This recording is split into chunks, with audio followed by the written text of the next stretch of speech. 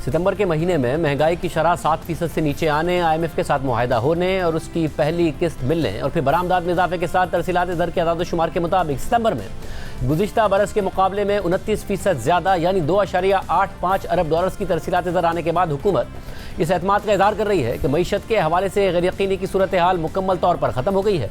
मुआशी इस्तेहकाम हासिल कर लिया गया है। हुकूमत का दावा है कि अब शराय सूद में मजीद कमी होगी, सरमायाकारी होगी और बैरूनी सरमायाकारी भी आएगी। और आज सऊदी सरमायाकारों के वफ्द की 3 रोज़ा दौरे पर पाकिस्तान आमद हुई और एलामिया के मुताबिक वफ्द की सरबराही सऊदी वजीर सरमायाकारी खालिद अब्दुल अजीज़ कर रहे हैं। सऊदी वफ्द में तवानाई, माइनिंग, मिनरल्स और एग्रीकल्चर शोबे के हुक्काम और कंपनियां शामिल हैं। वफ्द में बिजनेस, सयाहत, इंडस्ट्री, अफरादी क़ुव्वत, मुख्तलिफ शोबों के हुक्काम और कंपनियां शामिल हैं। सऊदी वफ्द की पाकिस्तानी कंपनियों से बिजनेस टू बिजनेस मुलाकातें भी शेड्यूल्ड हैं। सऊदी वफ्द के दौरे के दौरान मुख्तलिफ मुआहिदों पर दस्तखत किए जाएंगे, जबकि वफाकी वज़ीर डॉक्टर मुसद्दिक मलिक के मुताबिक सऊदी वफ्द की आमद पाक सऊदी तिजारती ताल्लुकात में अहम संग मील है। पाकिस्तानी मईशत के लिए इस दौरे के दूररस फ़वाइद होंगे। और दूसरी तरफ हुकूमत दावा कर रही है कि टैक्स नेट को बढ़ाया जाएगा, टैक्स ना देने वालों और टैक्स फाइल ना करने वालों के गिर्द घेरा तंग किया जाएगा।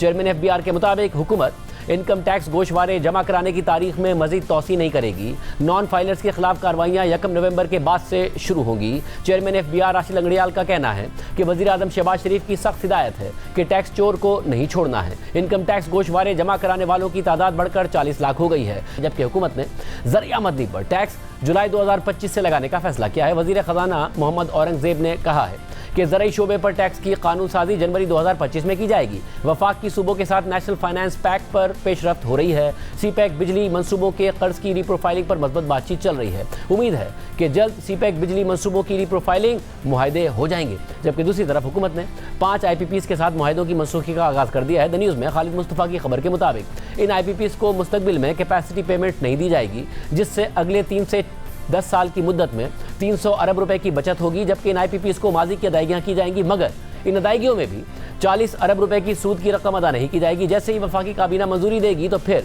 5 IPPs, जिसमें 4 1994 और 1 2002 की पावर पॉलिसी के तहत लगाए गए हैं, इन मुआहिदों पर दस्तखत कर देंगे। खबर के मुताबिक टास्क फोर्स 1994 और 2002 की पॉलिसी के तहत लगाए गए मजीद 18 IPPs के साथ मुज़ाकरात कर रही है, जिनकी मजमूई पैदावार 4267 मेगावाट है।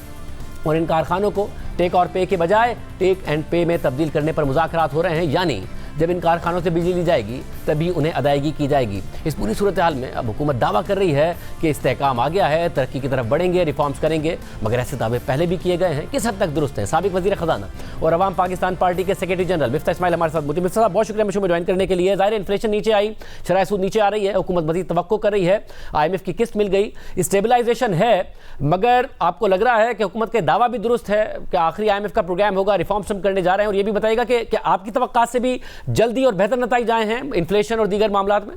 देखिए शाहज़ेब, सच्ची बात यह कि ये जो बेहतरी आई है इंटरनेशनल ऑयल की कीमत गिरने से, जो दुनिया भर में ऑयल की कीमत कम हो गई है, इससे जो इन्फ्लेशन की कमी आई है वो मेरी तवक्को से बेहतर है। मैं नहीं समझ रहा था कि हुकूमत की भी तवक्को से बेहतर है। मैं नहीं समझ रहा था कि 7% तक ये इंटरेस्ट रेट आ जाएगा, अभी सॉरी इन्फ्लेशन रेट आ जाएगा और इतनी जल्दी आ जाएगा, लेकिन ये एक बड़ी अच्छी खुशाइंद खबर है। उसके बाद ये आपको पता है कि तेल जो है $68 पे आ गया था। यही तेल जो अप्रैल 2022 में जब मैं वज़ीर ख़जाना था तो $124 पर था, ये $68 आ गया था। अब ये फिर 75-77 पे है, और अगर ईरान और इजराइल की कोई आगे कशीदगी नहीं बढ़ती तो शायद इससे नीचे जाएगा। इससे हुकूमत को एक स्पेस मिल गई है कि जिससे ये रिफॉर्म कर सकती है।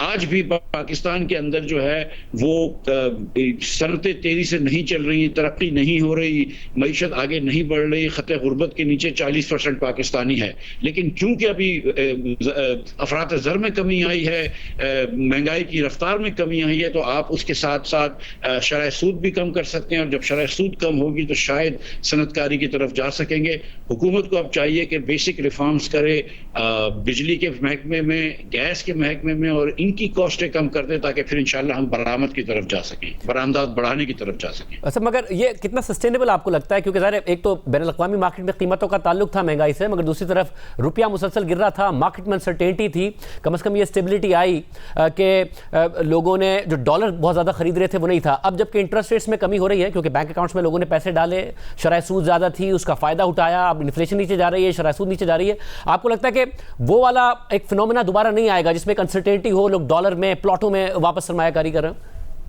देखिए, एक तो याद रखें कि हमारा आईएमएफ से एग्रीमेंट हो गया, तो एक बैक स्टॉप है जिसमें आईएमएफ भी कह रहा है कि अगर पाकिस्तान इसी राह पे चलता रहा तो डिफॉल्ट नहीं होगा। उसकी वजह से जो डिमांड थी डिफॉल्ट की कि लोगों को भागना था दुबई पैसे लेकर अपने, वो खत्म हो गई है। एक एक्सपेक्टेशन और हो गई थी कि रोज डॉलर बढ़ रहा था रुपए के बनिस्बत, तो रोज जो थे वो लोग डॉलर खरीद रहे थे।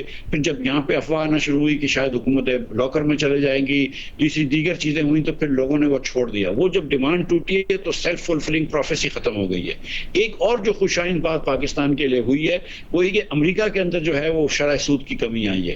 तो जो डॉलर के साथ जो पाकिस्तान के अंदर रखवाते हैं रोशन डिजिटल अकाउंट में या दीगर अकाउंट्स के अंदर हॉट मनी है जो भी कह लीजिए उसको, उनकी भी जो डिमांड फॉर इंटरेस्ट है, इंटरेस्ट रेट्स इन पाकिस्तान है, वो कम हो जाती है। इससे ये फायदा होगा कि पाकिस्तान के पास रूम हो गया है कि अपना इंटरेस्ट रेट्स कम कर दे, और फिर भी पाकिस्तानी रुपया जो है वो टूटेगा नहीं इंटरनेशनल मार्केट में।